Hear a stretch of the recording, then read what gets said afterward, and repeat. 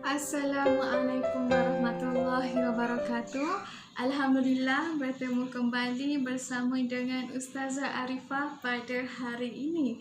Okey, insya-Allah pada hari ini kita akan belajar satu tajuk yang baru, iaitu dalam bidang akhlak Islamiah, pelajaran yang ke-26 dalam buku teks kita. Tajuk kita pada hari ini yang kita akan belajar adalah tajuk adab berkomunikasi. Okey, objektif pembelajaran kita pada hari ini ialah ada 4 objektif pembelajaran. Objektif pembelajaran kita yang pertama adalah menyatakan maksud komunikasi. Objektif yang kedua adalah menyenaraikan prinsip komunikasi Islam.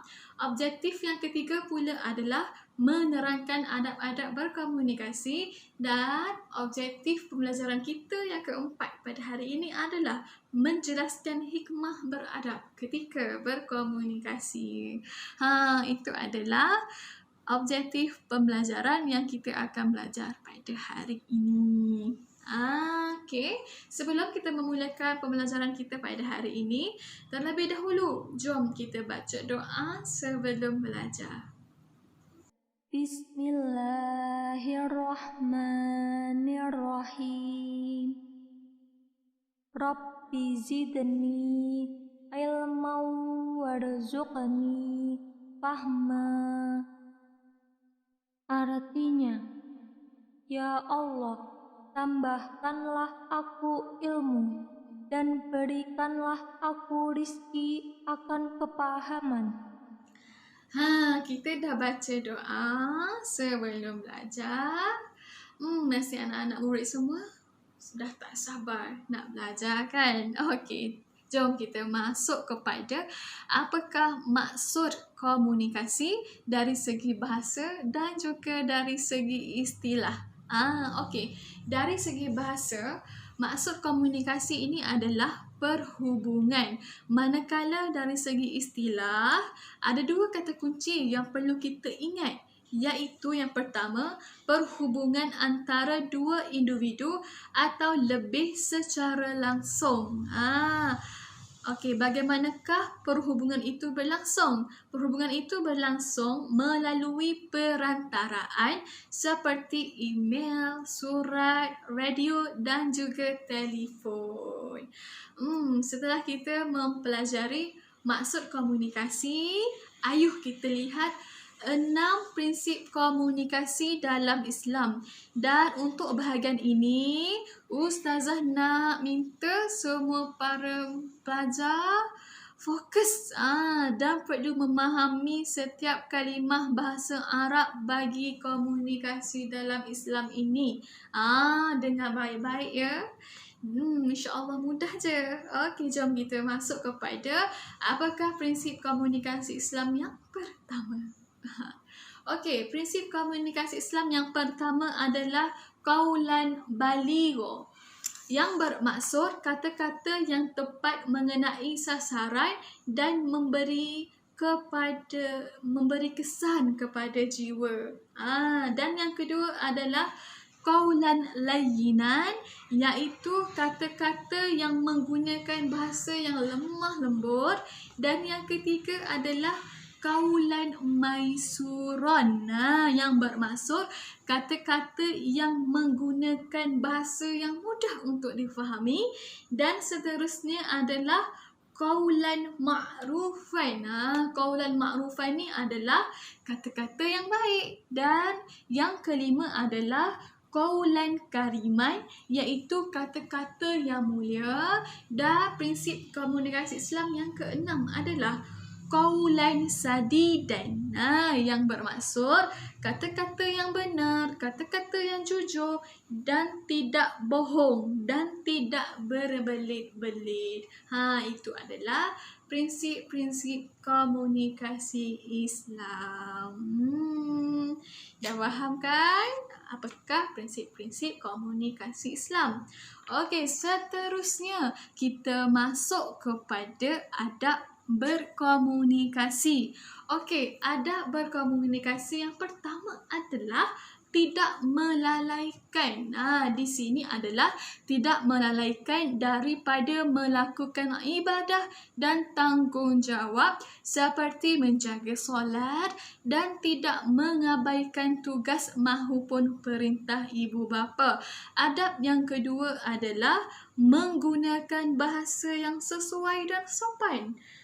Seperti kata-kata yang penuh hikmah, yang mengandungi nasihat yang baik, serta kita juga haruslah menjauhi perdebatan gurauan yang berlebihan. Dan adab berkomunikasi yang ketiga adalah kesesuaian masa dan tempat semasa menggunakan gadget.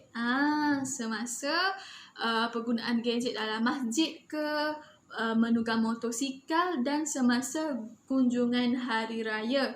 Maknanya semasa kita nak guna gadget tu, kita haruslah tengok dulu keadaan tu sesuai ataupun tidak. Boleh faham? Dan adab komunikasi yang keempat adalah memastikan kesohihan maklumat. Seperti kita ni kena siasat dahulu sebelum sebar setiap maklumat tu. Tidak mencetuskan maklumat palsu dan menjauhi perkataan dusta dan juga berbohong. Dan adab berkomunikasi yang kelima, yang terakhir adalah tidak menyebarkan fitnah dan membuka aib. Seperti kita ni haruslah menghindarkan diri kita ni daripada gosip, daripada kutukan, daripada mengadu domba dan tidak memanggil seseorang tu dengan panggilan yang tidak disukainya. Boleh faham adab-adab berkomunikasi tu? Seterusnya, kita masuk pula kepada hikmah ketika berkomunikasi. Apakah hikmah beradab ketika berkomunikasi? Di sini terdapat banyak sangat kelebihan ataupun hikmah yang kita hikmah jika kita berkomunikasi antara satu dengan yang lain. Jika kita berhikmahlah ketika berkomunikasi antara satu dengan yang lain. Okey, di sini Ustazah hanya menggariskan hikmah 3 untuk individu dan juga 3 untuk masyarakat. Ustazah hanya gariskan 3 hikmah terhadap individu dan juga 3 hikmah terhadap masyarakat. Okey, jom kita masuk kepada apakah hikmah terhadap individu. Yang pertama adalah masalah diselesaikan. Masalah diselesaikan dengan mudah. Masalah dapat diselesaikan dengan mudah kerana saling bertolak ansur. Itu yang pertama. Yang kedua, terhadap individu adalah melahirkan individu yang berakhlak mulia, yang dapat menjadi contoh kepada orang lain. Dan yang ketiga adalah akan dipandang tinggi oleh masyarakat kerana berperibadian yang unggul. Okey, di sini kita boleh menggunakan akronim untuk lebih mudah kita ingat ni apakah hikmah terhadap individu. Akronimnya adalah MAT. M adalah untuk masalah diselesaikan dengan mudah. A adalah melahirkan individu yang berakhlak mulia. Dan yang ketiga adalah dipandang tinggi oleh masyarakat. Masyarakat T yang belakang tu.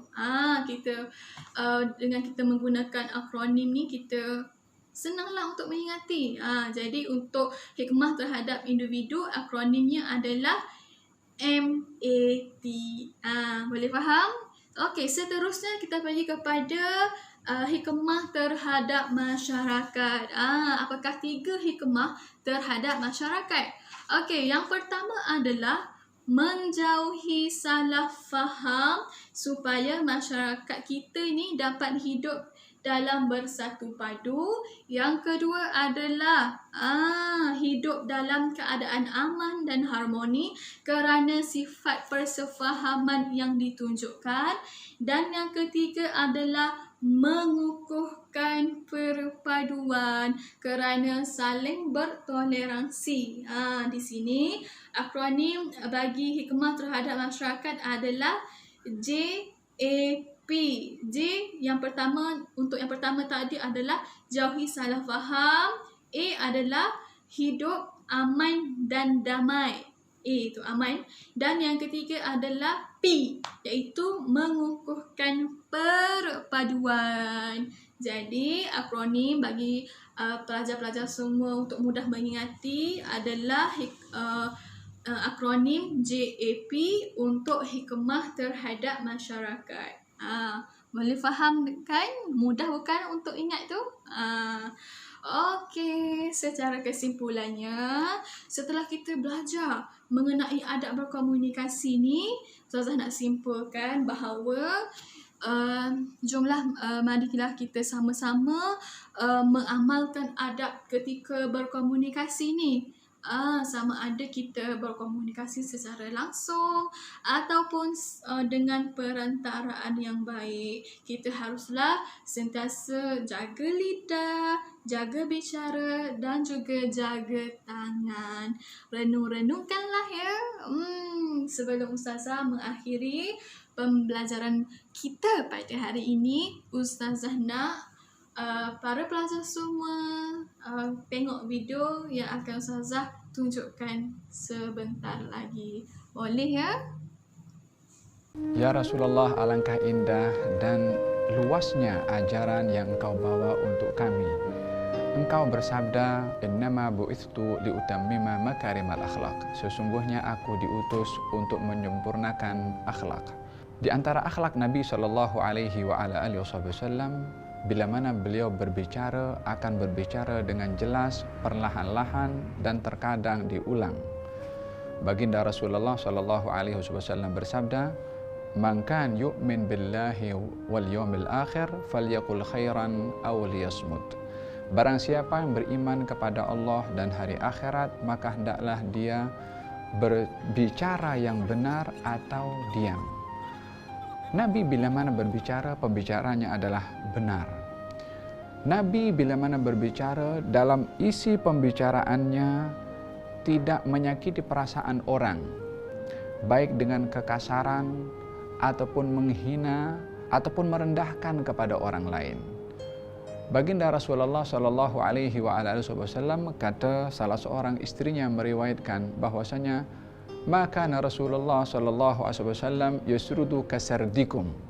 Nabi bila mana berbicara tidak seperti kamu berbicara, yakni kalau kita berbicara laju, cepat, tapi Nabi berbicara sepotong demi sepotong, yakni kalimatnya jelas, lituqal, agar supaya orang yang mendengar itu paham dan boleh menghafal apa yang dibicarakan oleh Nabi sallallahu alaihi wasallam.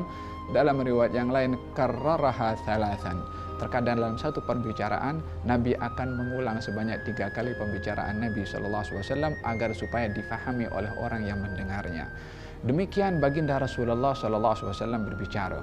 Di antara adab dan akhlak baginda Rasulullah sallallahu alaihi wasallam, bila mana berbicara tidak berbicara kecuali bila mana ada keperluan, dan pembicaraan itu pembicaraan yang penting. Ini di antara adab Nabi ketika berbicara. Bila mana berbicara tentang hal-hal yang terkait dengan dunia dan beliau tahu tentang perkara itu, Nabi akan bercerita juga tentang dunia. Adapun akhirat memang tidak ada orang yang lebih mengetahui tentangnya kecuali Nabi Muhammad sallallahu alaihi wa ala alihi wa sahbihi wasallam. Man kan yu'min billahi wal yawmil akhir falyakul khairan aw liyasmut. Barang siapa yang beriman kepada Allah dan hari akhirat, berkatalah yang baik atau diam. Demikian akhlak yang mulia junjungan Nabi kita, Nabi besar Muhammad sallallahu alaihi wa ala alihi wasallam. Ya Rasulullah, kami ingin meneladani tentang akhlakmu dalam cara berbicara kami. Mudah-mudahan kami termasuk daripada golongan orang yang meneladani akhlakmu dengan berkata yang baik, jujur dan juga benar. Amin Allahumma amin.